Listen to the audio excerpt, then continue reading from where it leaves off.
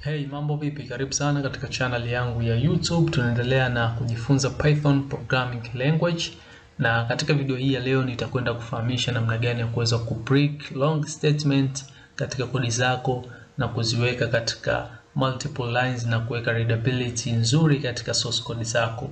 Sometime inatokea upo na statement refu katika hiyo programu yako, katika hizo kodi zako, na itakuhitaji wewe kuweza kuivunja hiyo statement ili kuweza kuweka readability ya kodi zako. Ni kitu muhimu sana hichi.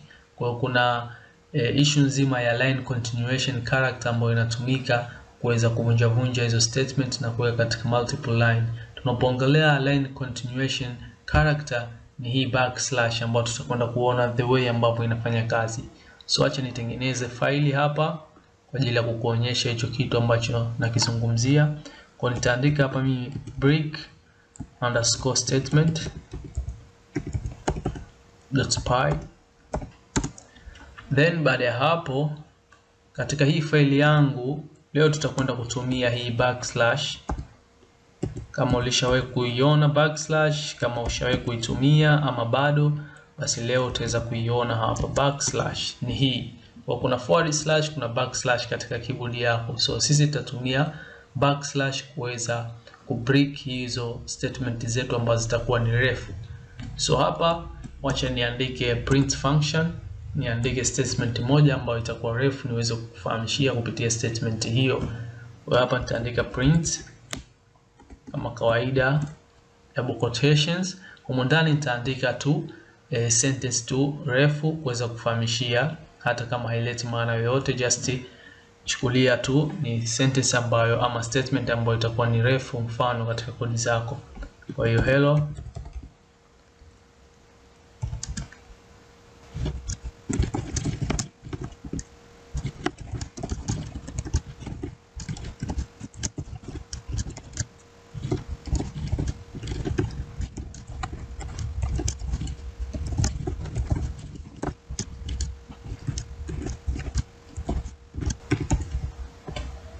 Okay, kama unavyoona nimetengeneza statement hii ambayo ni print function yetu iliyobeba hii statement ambayo imebeba string literals ndefu kabisa. Kama unavyoona tulikuwa hatuna hii scroll horizontal bar ya chini huku ya kuweza kuscroll kama hivi, lakini kulingana na hizi statement ambazo tumeziweka hii statement yetu katika hii source code yetu hapa, basi tumeweza kupata hii bar huku chini, na ili kuweza kuona statement yetu vizuri basi inatubidi kuweza kuscroll hii bar. Hichi kitu sio kitu kizuri kuweza kufanya katika uandishi wako wa kodi. Kwa hiyo ili kuweza kubreak hizo statement zako ambazo zitakuwa ni refu, itakubidi uweze kutumia hii line continuation character ambayo ni hiyo backslash. Utaenda katika hiyo statement yako refu, utaangalia sehemu ambayo unahitaji kuivunja hapo na kushusha chini mstari unaofuata hiyo statement yako, then utaweka backslash, then uta click enter, utashuka chini kama hivyo, then utaangalia na sehemu nyingine ambayo unahitaji kuweza kuivunja. Pengine tuangalie statement kama hivi, then acha tuvunje na hii. Okay, una uwezo wa kuziweka zikawa zinafuatana hivi, haina shida yoyote. Then baada ya hapo nikisave kama hivi, tayari nimeweza kuweka readability katika kodi zangu, na hapa ni tofauti na pale mwanzo ambapo imetupa bar ya chini ya kuweza kuscroll horizontal ili kuweza kuona full statement yetu.